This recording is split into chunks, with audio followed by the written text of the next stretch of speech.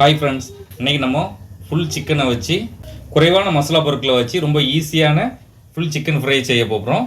வாங்க எப்படி செய்கிறதுன்னு பார்த்துடலாம். வீடியோக்குள்ளே போக முன்னாடி நம்ம சேனலை ஃபஸ்ட் டைம் பார்த்தீங்கன்னா சப்ஸ்கிரைப் பண்ணிவிடுங்க, பக்கத்தில் இருக்க பெல் ஐக்கானையும் கிளிக் பண்ணிவிடுங்க. அப்போ தான் போடக்கூடிய வீடியோஸ்லாம் உடனுக்குடன் நோட்டிஃபிகேஷன் வரும். வாங்க வீடியோக்குள்ளே போகலாம். இந்த கோழியில் உள்ள நெஞ்சு பகுதியில் உள்ளதை வெட்டிடுவோம்.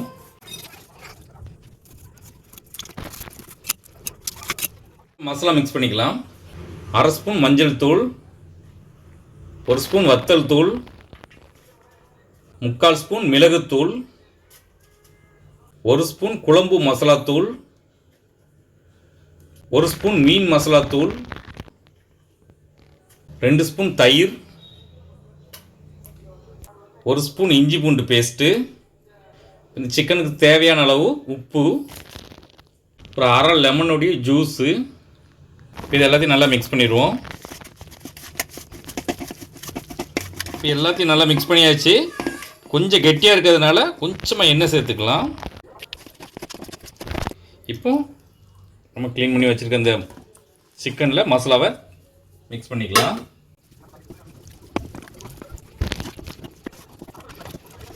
நல்லா மசாலா மிக்ஸ் பண்ணிட்டோம். இது இப்போ ஒரு 6 மணி நேரம் நல்லா ஊறட்டு மசாலாவில் நம்ம ஒரு ஃப்ரிட்ஜில் ஒதுக்கி வச்சிடலாம். ஃப்ரெண்ட்ஸ், இப்போ 6 மணி நேரம் மசாலாவெல்லாம் நல்லா ஊறிட்டு இப்போ நம்ம அடுத்த கோட்டிங் மசாலாவை ரெடி பண்ணிக்கலாம். இதை எடுத்து இன்னொரு பாத்திரத்தில் மாற்றி வச்சுப்போம். இப்போ அதே பாத்திரத்தில் ஒரு முட்டையை உடைச்சி வச்சுருக்கேன், அதை இதில் சேர்த்துருவோம். 1.5 ஸ்பூன் கடலை மாவு, 1/4 ஸ்பூனுக்கு கம்மியாக மிளகுத்தூள், கொஞ்சமாக கஸ்தூரி மேத்தி, இந்த மசாலாவுக்கு மட்டும் தேவையான அளவு உப்பு, கடலை மாவுலாம் போடுறதுனால முட்டைலாம் போடுறதுனால அதுக்கு தேவையான அளவு உப்பு, ஒரு பாக்கெட் மேகி மசாலா அதையும் இதில் சேர்த்துருவோம்.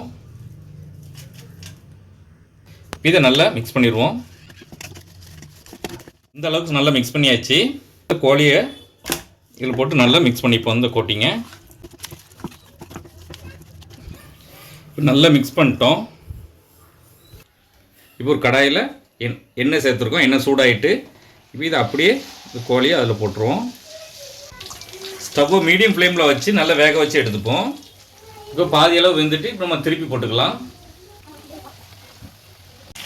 இப்போ 2 பக்கமும் நல்லா வெந்துட்டு இப்போ எடுத்து வச்சிடலாம்.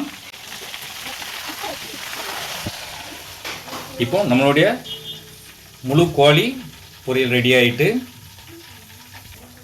இது ரொம்பவே டேஸ்ட்டாக இருக்கும், ரொம்பவே சாஃப்டாக ஜூஸியாக ரொம்ப நல்லாயிருக்கும். நீங்களே ஒரு ட்ரிப் வீட்டை ட்ரை பண்ணி பாருங்கள்.